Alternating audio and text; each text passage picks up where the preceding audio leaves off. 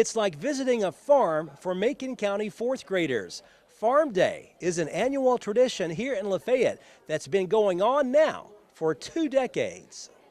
Farm Day is just something that this is our 20th year, and we've always just tried to, it's kind of a community effort that we, all the businesses and stuff try to help with this, and Farm Bureau has always tried to lead it, but try to educate the kids on where their food comes from, how producers produce it, and what they see in the store, and is kind of where it comes from, and I think it's good. I think a lot of them have a lot of fun with it. We have a lot of good volunteers here that are really helping us.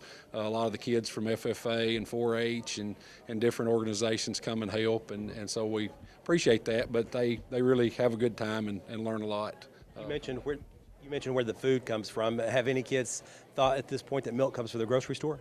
Sometimes, I know that in years past I've always heard them tell that chocolate milk does not come from a chocolate cow, but it is, and I think a lot of times that may be the only time they really learn where steaks or hamburger meat or pork or different things, corn and beans and what goes into making food. And so I think it is an educational thing for the kids that get to come, and they always seem to really enjoy it. And we have a lot of fun putting it on for them and kind of educating them. You mentioned the community support. I mean, you look around and you see a couple of calves, you see a horse, you see goats and sheep and pigs. Why is it so important that the community is involved and they want to bring their animals here and let the kids know more about farm life? Well, I think, again, this, of course, Macon County is a farming community, and maybe sometimes we take for granted that people just know. But I think a lot of the farmers enjoy, in the same way, bringing livestock and things like that and coming and telling their story of what they do every day, because there's a lot of farmers here that are doing a lot of different things, producing a lot of different things that on the farm, and so I think they enjoy it, and we appreciate them coming. We couldn't do it without them. A lot of just good volunteer work, and a lot of them have been helping for years. I've been here for 12 years, and a lot of the same ones are still coming and helping, and we just really appreciate them doing that.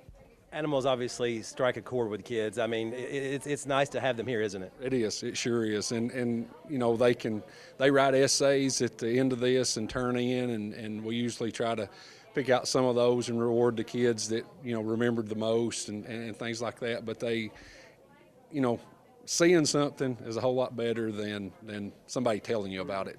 And so that's why a lot of times with these horses and pigs and cows and things, it helps them see rather than just being told. Do you ever get feedback from parents of the children who attend this, and if so, what kind of comments do they make? So a lot of thank yous, and a lot of they really talked about, the kids really talked about it a lot when they got home and things. And of course we they get Tootsie Rolls and things like that, so we may jack them up on candy and send them home. But it's we get some of those comments. But I think that overall a lot of them are just thanking us for for having this and teaching kids where their food comes from. Pretty good day for you all. Is it a fun day? It's a fun day for us. It gets a little hectic setting up and tearing down, but again, we've got a lot of help, and it's not just us, and we're thankful for that, but it makes it a lot less stressful when you got a lot of help. It's a lot of fun for us. We enjoy it and hopefully continue to do it. Like I said, I hope we can do it another 20 years. And that's great news for area fourth graders in future years, learning where our food comes from. That's a valuable lesson learned outside the classroom. Reporting in Lafayette, Barry Hyatt, NCTV.